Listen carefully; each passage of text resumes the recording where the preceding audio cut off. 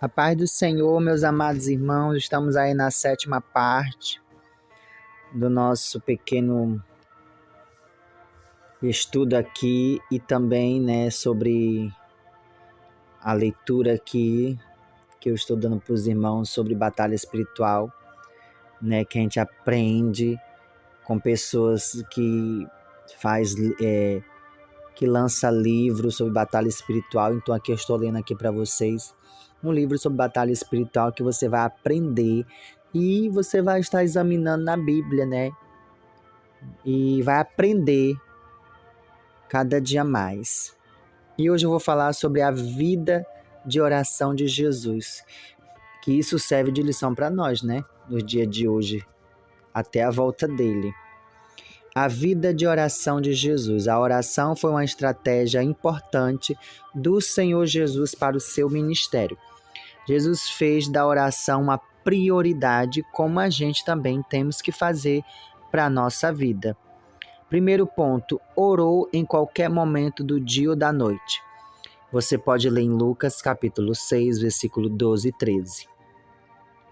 Segundo ponto, teve prioridade sobre o comer. João capítulo 4, versículo 31 e 32. Terceiro ponto, teve prioridade sobre os negócios. João capítulo 4, versículo 31 e 32, tá? A oração acompanhou cada evento de importância. Em seu batismo, você pode ler em Lucas capítulo 3, versículo 21 e 22. Durante sua primeira viagem ministerial, você pode ler Marcos capítulo 1, versículo 35, Lucas capítulo 5, versículo 16. Antes da escolha dos discípulos, você pode ler em Lucas capítulo 6, versículo 12 e 13. Antes e depois da alimentação dos 5.000. Mateus capítulo 14, 19. Marcos 6, 41, João 6, 11, depois da alimentação dos 400.000, Mateus capítulo 15, 36, Marcos 8, versículos 6 e 7. Antes da confissão de Pedro, Lucas capítulo 9, versículo 18. Tipos de oração. Paulo exorta aos crentes a orar sempre com toda a oração. Em Efésios 6,18 você pode ler na sua Bíblia. Outra tradução da Bíblia diz orando com todo tipo de oração. Então isso se refere a vários níveis de tipos de oração. Nível de oração. Há 3 níveis de intensidade na oração, que é pedir, buscar e bater. A Bíblia diz em Mateus 7 e versículo 8, diz: Pedi e dar-se-vos-á, buscai e acharei, batei e abrir-se-vos-á, após todo o que pedi recebe, o que busca encontra e que bate se abre. Então, pedir é o primeiro nível de oração. E simplesmente apresenta o pedido a Deus e recebe uma resposta imediata para receber a condição de pedir. Em Tiago capítulo 4, versículo 2, diz: Cobiçais e nada terdes, matais, invejais e nada podeis obter. Viveis a lutar e a fazer guerra, nada tendes, porque não pedistes. Temos a poderosa arma espiritual que é a oração, irmãos. Porém, muitos não usam. Eles não pedem por causa disso e não recebe.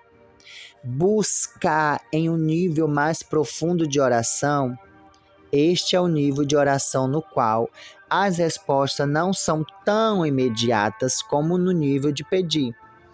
Os 120 se reuniram no cenáculo, onde continuaram em oração como um exemplo de buscar.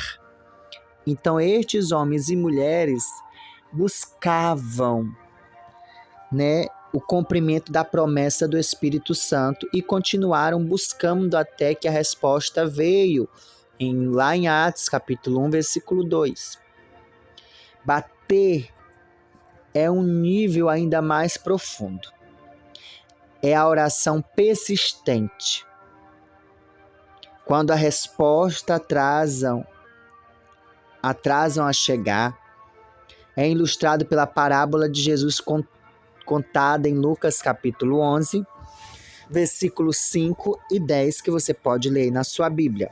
O nível de bater é o nível mais intenso da guerra espiritual em oração. É ilustrado pela persistência de Daniel, que continuou a bater, apesar de não ver resultado nenhum, visíveis, já que Satanás impedia a resposta de Deus, né, em Daniel capítulo 10. Tipos de oração. Há vários tipos de oração ilustrado no modelo de oração dada pelo Senhor. Você pode ler em Mateus, capítulo 6, versículo 9 e 13, tá? Os tipos de oração incluem, primeiro, adoração e louvor. Você entra na presença de Deus com louvor e adoração. Porque a Bíblia diz em Salmos 100, versículo 4, entrai por suas portas com ações de graça e nos seus átrios com hinos de louvor. Rendei-lhe graça e bendizer o nome do Senhor. Adoração é render honra e devoção. Louvor é a ação de graça e uma declaração de gratidão, não somente pelo que Deus tem feito, mas também por quem Ele é, e você deve adorar a Deus em espírito e em verdade. A Bíblia diz em João 4, 23 e 24, mas vem a hora que já chegou em que os verdadeiros adoradores adorarão o Pai em espírito e em verdade. O louvor e a adoração podem ser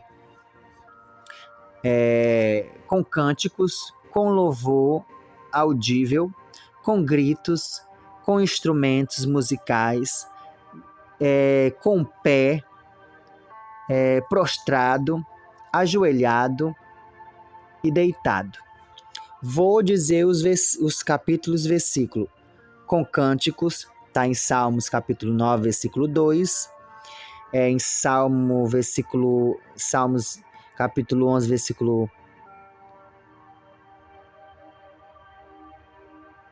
Perdão, está em Salmo capítulo 9, versículo 2 e versículo 11. Salmo 40, versículo 3. Marcos capítulo 14, versículo 26, você pode ler. Tá. Segundo ponto, com louvor audível. Salmo 103, versículo 1. Terceiro ponto, com gritos. Salmos 47, versículo 1. Quarto ponto, com instrumentos musicais. Está em Salmos 150, versículo 3 e 5. Quinto ponto, você pode adorar de pé. Segunda Crônicas, capítulo 20, versículo 19. Sexto ponto, prostrado. Salmos 95, versículo 6. Sétimo ponto, ajoelhado. Salmos 95, versículo 6. Oitavo ponto, deitado. Salmos 149, versículo 5. Os guerreiros de Deus no mundo espiritual é mostrado assim. Salmos 149, versículo 6 diz: nos seus lábios estejam os altos louvores de Deus, nas suas mãos a espada de dois gumes. Compromisso. Esta é a oração comprometendo a sua vida. É a vontade de Deus. Inclui orações de consagração e dedicação. Petição. As orações de petição são os pedidos. Os pedidos devem ser feitos segundo a vontade de Deus revelada em sua palavra escrita. As petições podem estar no nível de pedir, buscar ou bater. Suplicar é outra palavra para este tipo de oração. A palavra súplica implora a Deus ou apela ardentemente a Ele por causa de uma necessidade. Arrependimento e confissão.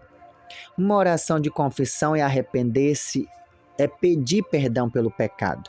A Bíblia diz em 1 João, capítulo 1, versículo 9, Se confessarmos os nossos pecados, Ele é fiel e justo para nos perdoar os pecados e nos purificar de toda injustiça. A intercessão. A intercessão é oração por outros. O intercessor é aquele que toma o lugar de outro ou pede pelo caso de outro. Então a Bíblia registra que em um tempo de Deus olhou a terra e viu que não havia intercessor. Você pode ler em Isaías, que eu vou examinar aí, Isaías 59, versículo 16 diz: Viu eu que não havia ajudador algum e maravilhou-se de que não houvesse o intercessor, pelo que o seu próprio braço lhe trouxe a salvação e a sua própria justiça sustenteve e o justeve. Quando Deus viu que não havia intercessor, ele supriu a necessidade. Ele enviou Jesus. Em 1 Timóteo, capítulo 2, versículo 5 diz: Porquanto há um só Deus e um só mediador entre Deus e os homens, Cristo Jesus, o homem. Romanos, capítulo 8, versículo 34 diz: Quem os condenará? É Cristo Jesus que morreu, ou antes quem ressuscitou, o qual está à direita de Deus e também intercede por nós? Hebreus capítulo 7, versículo 25 diz: Por isso também pode salvar totalmente o que por ele se chegam a Deus, vivendo sempre para interceder por eles. 1 João capítulo 2, versículo 1 diz: Filhinhos meus, estas coisas vos escrevo para que não pequeis. Se todavia alguém pecar, temos um advogado justo ao Pai, Jesus Cristo, o justo. Uma advogada é uma corte de justiça. É um assistente legal ou um conselheiro que pede pela causa do outro. A intercessão na guerra espiritual é orar a Deus a favor de outra pessoa. Algumas vezes esta intercessão é como entendimento. Você intercede em sua própria língua nativa.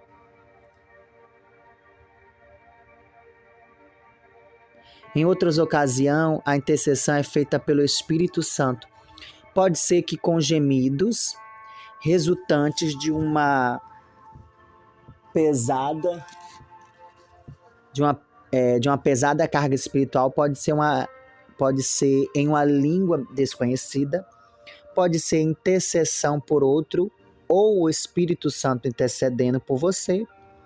Quando isso acontece, o Espírito Santo fala por meio de você, orando diretamente a Deus e segundo a vontade de Deus. Você não entende esse tipo de intercessão, mas a Bíblia diz em Romanos 8, 26, também o Espírito semelhantemente nos assiste em nossas fraquezas, porque não sabemos orar como convém, mas o Espírito intercede por nós sobremaneira com gemido inexprimível. Este é o nível mais profundo de oração intercessora e o mais efetivo na guerra espiritual. Então, o modelo de oração. Durante o ministério terreno de Jesus, seus discípulos, uma vez vieram a ele com um pedido interessante. Em Lucas capítulo 11, versículo 1 diz: De uma maneira feita, estava Jesus orando em certo lugar. Quando terminou, um dos seus discípulos lhe pediu: Senhor, ensina-nos a orar como também João ensinou aos seus discípulos. Os discípulos não perguntaram sobre como pregar ou realizar milagre. Não buscaram lições sobre como construir relações mais duradouras. Não inquiriram sobre a cura física. Pediram que ele lhes ensinasse a orar.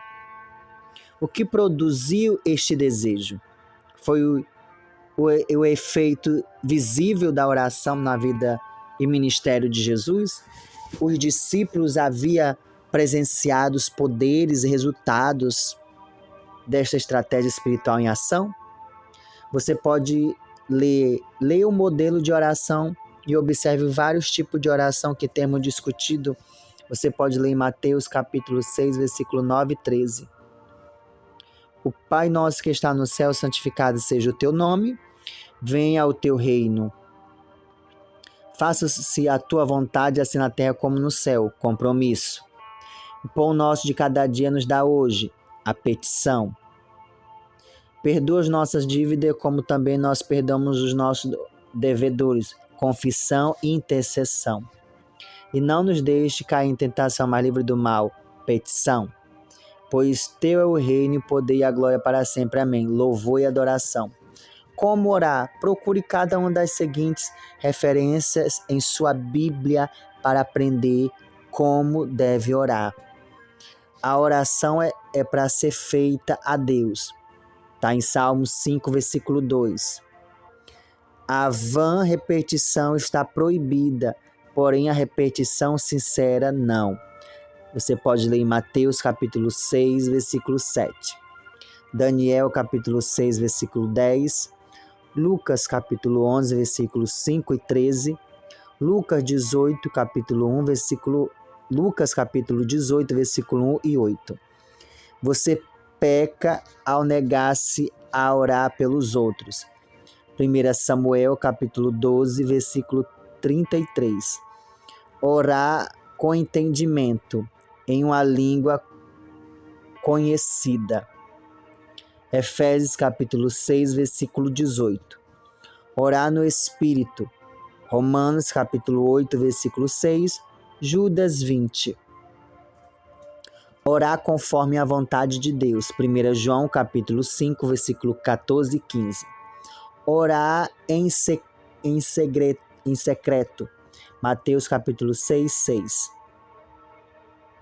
Buscar-se mais qualidade do que quantidade. A oração não é vitoriosa por causa do muito falar. Mateus capítulo 6, versículo 7. Orar sempre. Lucas capítulo 21, versículo 36. Efésios capítulo 6, versículo 18. Orar continuamente. Romanos capítulo 12, versículo 12. Orar sem cessar. 1 Tessalonicenses 5, 17. Orar ao Pai em nome de Jesus. João capítulo 15, versículo 16. Com uma atitude atenta. 1 Pedro capítulo 4, versículo 7. Pelo que você deve orar? Pela paz de Jerusalém, pelos obreiros na colheita, que você não entre em tentação, por aqueles que lhe amaldiçoou, por todos os santos, por os enfermos, uns pelos outros, levando a carga um dos outros, por todos os homens, reis e aqueles em autoridade. Orar pelas autoridades, pelas necessidades diárias, orar por sabedoria, por cura, por perdão, para que se faça a vontade de Deus e que seu reino seja estabelecida, por ajuda na aflição. Tudo que eu falei é baseado nesse tema, pelo que você deve orar, pelas coisas que eu acabei de citar para vocês, você deve orar. Então, orar as promessas, né? Deus responde à oração conforme as suas promessas. Quando você não pede sobre a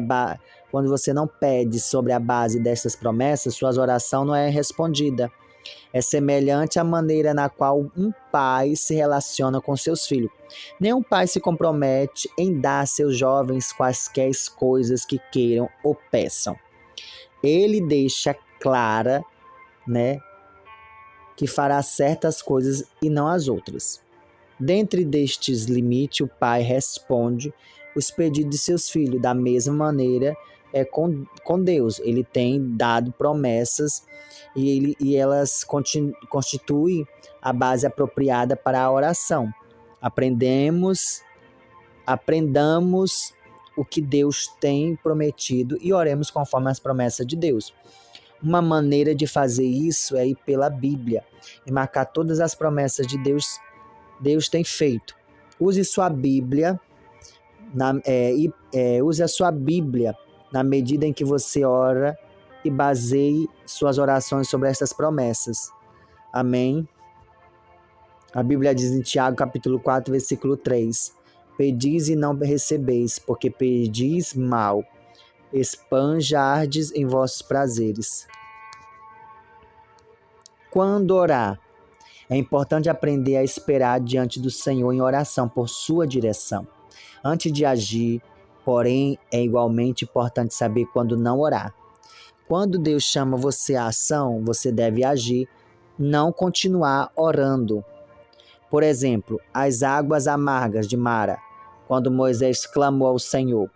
Deus lhe mostrou exatamente o que fazer para adocicar as águas, né? Não havia necessidade de esperar adicionalmente no Senhor em oração. Moisés teria que agir baseando-se no que Deus havia revelado. O mesmo aconteceu com Josué quando ele orou por causa da terrível derrota de Israel em Ai. Deus revelou que havia pecado entre os povos de Israel e ele disse a Josué, em Josué capítulo 7, versículo 10 e 12 e 13. Então disse o Senhor a Josué, levanta-te, porque estás prostrado assim sobre o rosto? Dispõe-te, santifica o povo. Não era tempo de orar, era tempo de agir na direção dada em oração. Algumas pessoas usam a oração como uma desculpa para evitar comprometer-se e agir em função do que Deus lhe disse que faria. Outros continuam orando quando Deus já tem respondido, porém não gostam da resposta. Reveja a história de Balaão em Números 22. Leve em conta especialmente os versículos 18 e 19. Balaão não tinha direito de ir a Deus com o mesmo assunto, porque Deus havia proibido claramente ter algo a ver com ele. O jejum.